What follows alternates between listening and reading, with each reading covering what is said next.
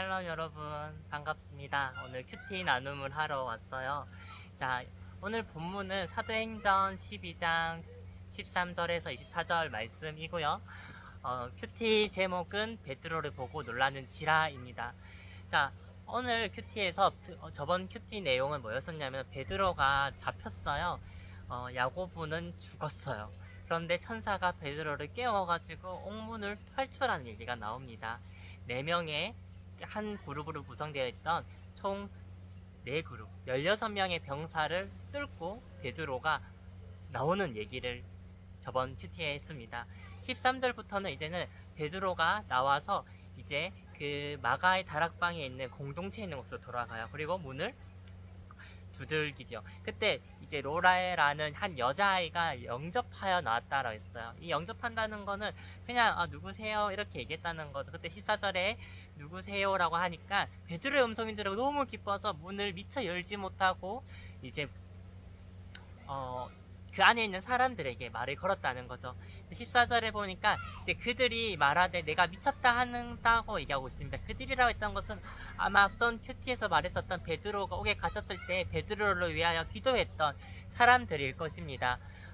그들은 이제 간절히 베드로가 옥에 갇힌 것을 기도했었다고 저번 큐티 5절 말씀에 말을 하고 있었지요. 그들이 말했습니다.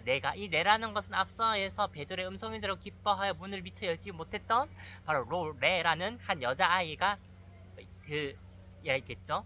그래서 말을 합니다. 너가 미쳤다, 너가 잘못 알고 있다 해서 여자아이는 힘써 말했습니다. 아니다, 참말이다, 내가 거짓말하는 것이 아니다, 베드로가 문 앞에 있다라고 말을 했었습니다. 그리고 이렇게 말을 하죠. 그 말이 정말이라고 한다면 너는 아마 천사를 본 걸 거야 라고 그들이 말을 했다는 거죠. 로라의 말을 믿지 못하고 또 베드로가 생사에서 돌아왔다는 것도 믿지 못했다는 것입니다. 아마 그것은 엄청 놀라운 일이기 때문이었을 거예요. 16절의 말씀을 보면은 베드로를 보고 놀랬다라고 얘기를 했어요. 오늘 큐티의 제목처럼요. 그만큼 베드로가 돌아온다는 것은 믿을 수 없는 일이었다는 거지요. 그리고 17절에 베드로가 그들에게 손짓하여 조용하게 하고 잠잠하게, 너무 놀랐으니까 사람들한테 calm down 시켰다는 거죠. 잠잠하라 라고 말했습니다. 그러면서 옥에 나오게 하던 일을 말했다고 말했어요. 아마 이제 베드로가 고백했던 천사에 대한 이야기를 했을 겁니다. 그러면서 또 야고보와 형제들에게 이 말을 전하라 하고 떠나 다른 곳으로 이동했다고 말을 하고 있습니다. 이제 베드로는 이제 잠잠하라 하고 내가 이런 꼭에서 이런 일이 있었어 얘기한 다음에 야고보하고 형제들에게 내 이런 얘기를 전해줘 하고 그 핍박이 심하니까 베드로는 딴 곳으로 옮겼다고 말하고 있습니다. 참고로 여기서 말을 하고 있는 16절에 17절에 야고보는요 누구냐면은 그 요한의 형제 야고보가 아닙니다. 예수님의 형제 야고보요. 야고보서 아시죠? 야고보서의 저자는 사도 요한의 형제 야고보가 아니라 예수님의 동생 야고보라는 사실입니다. 그 야고보에게 전하라 한 다음에 떠났다라고 말을 하고 있습니다. 그러면서 이제 18절에 엄청 베드로가 없다는 소식에 효동이 일어났다고 말을 하고 있어요. 그러면 19절에부터는 이제 우리가 쉽게 아는 헤롯 얘기가 나온다는 거죠. 그럼 헤롯이 이제 벌레에 먹혀서 죽었다라는 내용입니다. 오늘 큐티 내용을 짧게 설명하면은 3분 4분 요약하면 이거 정도 얘기할 수 있을 것 같아요. 네, 저는 오늘 묵상인 것 중에서 하나가 있는데 바로 기도입니다. 제가 오늘 큐티를 하면서도 늘 이 말씀을 보면서 의문이 들었던 게 뭐냐면 왜? 기도를 했는데 응답이 됐을 때 이렇게 반응할까? 그러면은 이 마가 다락방에 있던 성도들은 믿음이 약한 성도들인가? 기도를 했지만 응답 받을 거라는 소망 없이 기도했었나? 아니면 두 번째, 너무 놀라가지고 믿겨지지 않았나? 세 번째, 혹시 어떤 내용인가? 제가 이 세 번째를 생각하고 있는데, 세 번째는 우리가 앞서 5절에 보면은 베드로를 위해서 간절히 기도했다고 되어 있습니다. 근데 이 간절히 기도했다가 어떠한 내용으로 간절히 기도했는지가 나와 있지 않아요.